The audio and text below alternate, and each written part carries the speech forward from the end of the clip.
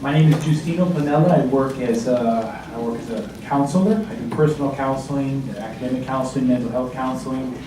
And we've seen, a part of the mental health task force, a remarkable increase in the stress of our students relating to potential deportation and to deportation itself. And it's both it's a real threat and it's a psychological threat. So those two pieces need to be clear.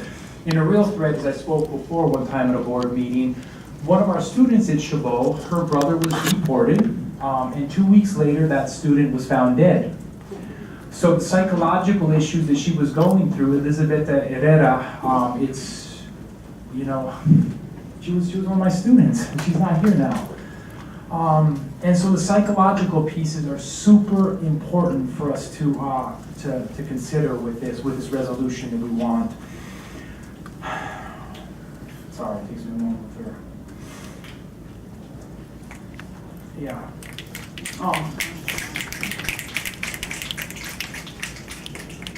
Numerous of our students didn't come here tonight because they felt that, you know, they were scared of deportation. They're scared of police arresting them. And I work with campus safety and have a great relationship with the police as we work together. But for students who are not documented, when they heard there was police who were going to be here, a lot of them didn't want to come. And of course, the faculty and counselors were here, but for them it's a very different story. So, and also being moved to this area was also something that was hard for a lot of students. I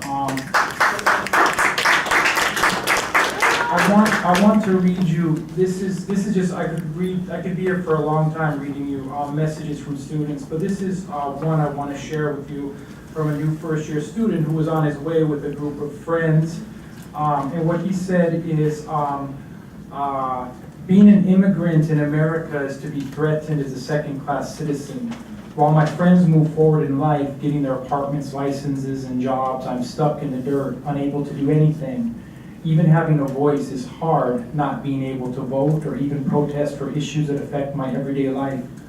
Every day getting out of the house is unnerving. I'm a student of Chabot and I deserve to feel safe when studying to create a better future. So please respect our voices and protect your students. This is something he wanted me to share with you all. And he originally wrote he's not coming because of his fear of, he shared with his parents. His parents were, no way you can go to that. Well, I'm not going to read the other students, but I'll leave it there. Yeah, so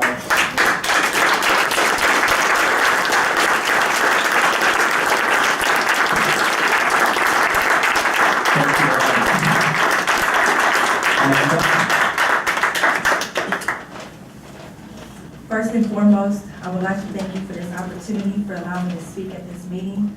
My name is Amanda Marie Blanco, and I'm a daughter of a Salvadorian immigrant. And I have been a student at Chabot for 2 years and a half now. I'm here representing my mother, who didn't have the same opportunity that I did, as well as all immigrants of all countries, because through my years of being at Chabot and being humbled by my own experiences, I feel that I have an obligation to stand up for DACA students and in making Chabot a sanctuary campus. Through this obligation that I have, I'm challenging the concept of the fear of change because it is only through discomfort that as a society we grow into something bigger, wiser, and better. By making Chabot a sanctuary campus, and purposely using that language because sanctuary campus is a strong statement and a symbol in itself, we are then allowing ourselves to broaden our mindsets, challenging what we grew up to believe right from wrong, and our personal opinions to grow beyond us. For years, language has been used as a weapon against people for generations, but it has also been used to empower us. My ask is that you make Chabot a sanctuary campus and to use the word sanctuary because it will encompass those who do not feel empowered because of their undocumented status. This will then create, hopefully, a domino effect and to push others to do the same and to do what we strongly believe is right. And I want to be able to be proud enough to say that Chabot is a sanctuary campus based on my experiences and my family and my friends who are all here today representing the same emotion that I'm here for today. So thank you. Thank you.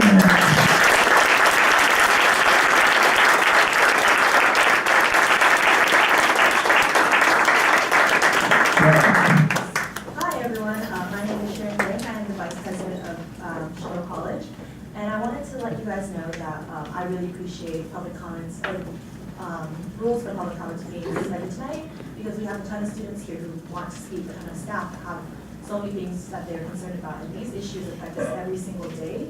So it's really empowering to at least hear that we're being heard by you guys tonight. Thank you.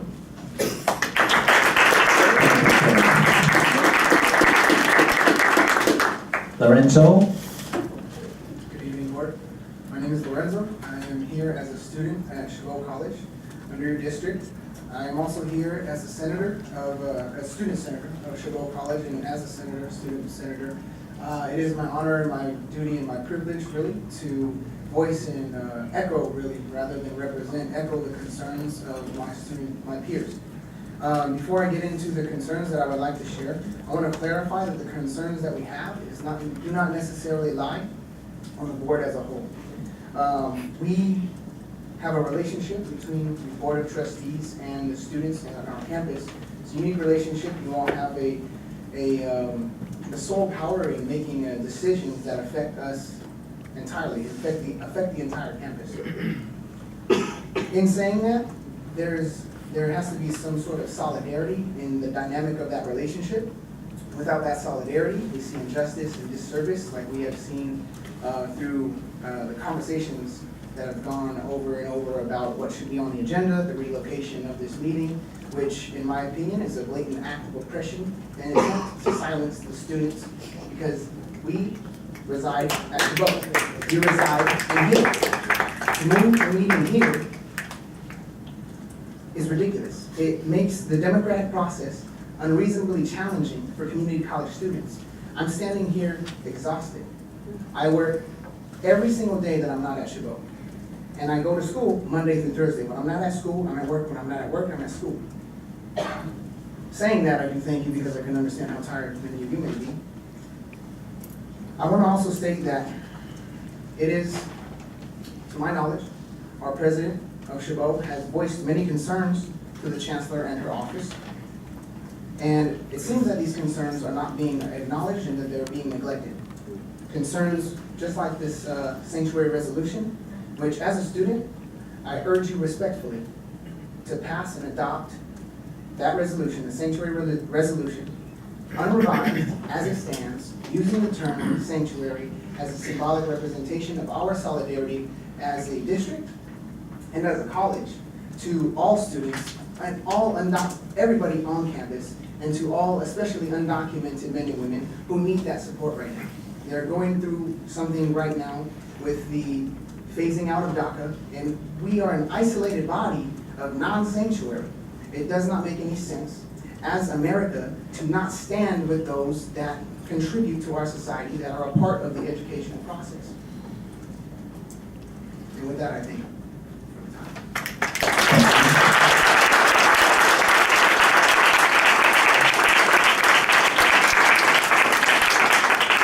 Laura? Good evening. My name is Laura Larcon. I am council instructor at Chabot College. At the May 16th board meeting held at Chabot College, I, along with 18 others, public comments, urged the board to declare Chabot College a sanctuary campus.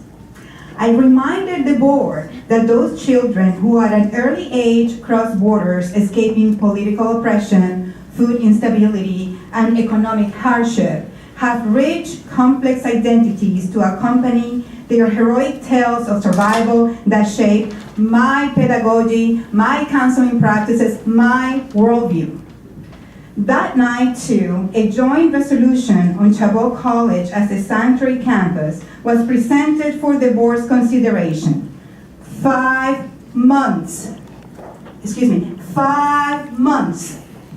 after the May 16th meeting, the discussion of Chabot as sanctuary campus has been absent from the Board of Trustees meetings agendas. Tonight's agenda item titled Legislative Update California Values Act should not be a surrogate for the long overdue discussion of the demands and recommendations outlined in Chabot's sanctuary resolution. Sponsored by the faculty, classified, and student senates, the Sanctuary Resolution outlines the specific steps to support DACA students and fits squarely within Chabot College's mission.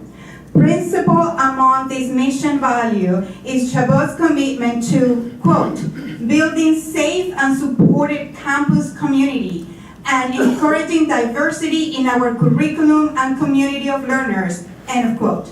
Also included in Chabot's statement of collective value is, quote, developing reflective, responsible, and compassionate citizens, end of quote. Tonight, I invite the board to join the Chabot community in its commitment to these high ideals. Historically, the sanctuary movement has been propelled by a moral duty and even a legal obligation to protect the vulnerable. The Sanctuary Resolution presented to you on May 16th is Chabot's effort to walk on the right side of history during these uncertain times for the communities we serve. Since then, on June 6th, the Hayward City Council declared Hayward a sanctuary city. On October 5th, Governor Brown signed Senate Bill 54, which among other provisions prohibits local authorities from asking about immigration status during routine interactions. I invite the Board of Trustees to follow the example set by the Hayward City Council, Governor Brown, and the Chabot community and declare Chabot College a sanctuary campus. Thank you.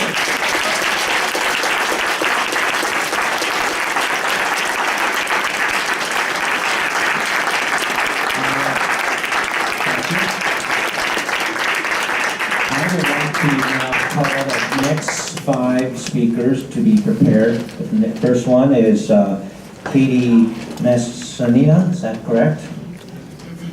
Next one is Goretti Severes. Actually, it's not going to speak. And third one is okay, you're not going to speak this one? Okay, all right, thank you. The one who's not speaking is the second one. Goretti, not speaking, but we have your concerns noted here on the card. Katie, let's start with you.